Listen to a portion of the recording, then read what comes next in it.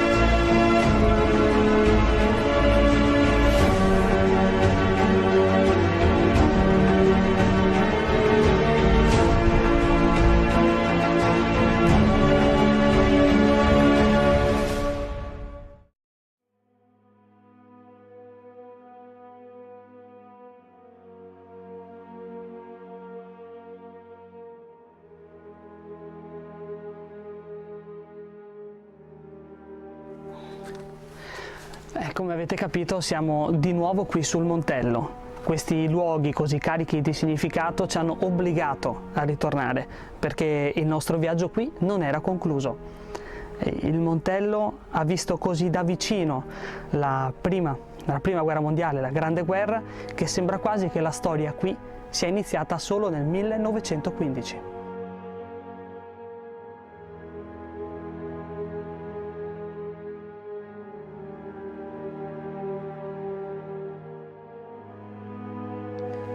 Erano i giorni dal 27 al 29 ottobre del 1918. Qui Vittorio Emanuele III, come ricorda una lapide, una targa posta sul muro della casa colonica qui dietro di me, vide l'inizio dei preparativi della battaglia di Vittorio Veneto.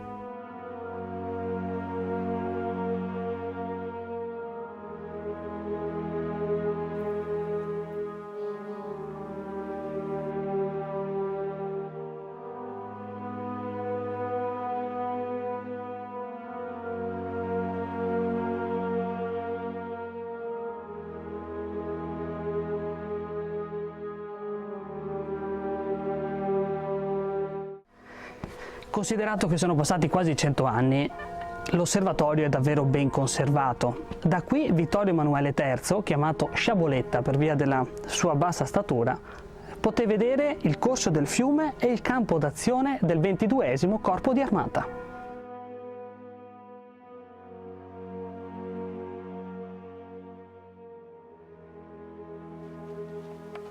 A Giavera del Montello troviamo un cimitero davvero singolare.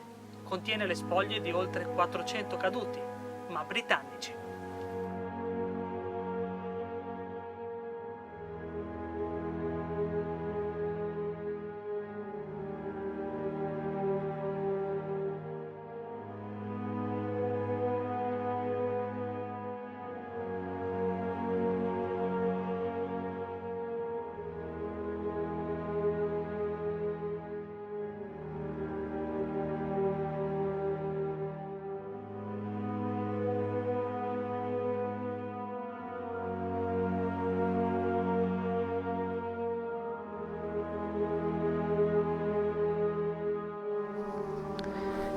Il silenzio che c'è qui ci fa molto riflettere.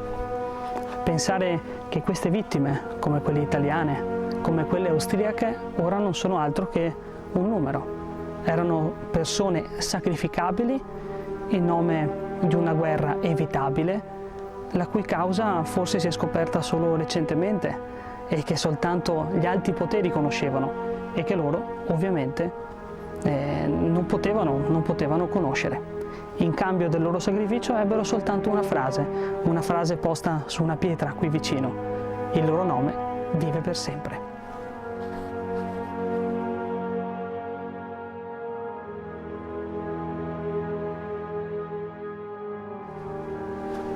Non avete idea di quanto le emozioni che si percepiscono in questi luoghi siano intense e quanto l'atmosfera sia pesante. Non mancate però di vedere questi posti, sono un monito per tutti quanti. Non dimenticate di vedere la foto della settimana inviataci da Ornella di Marghera. Grazie di averci seguito, a presto!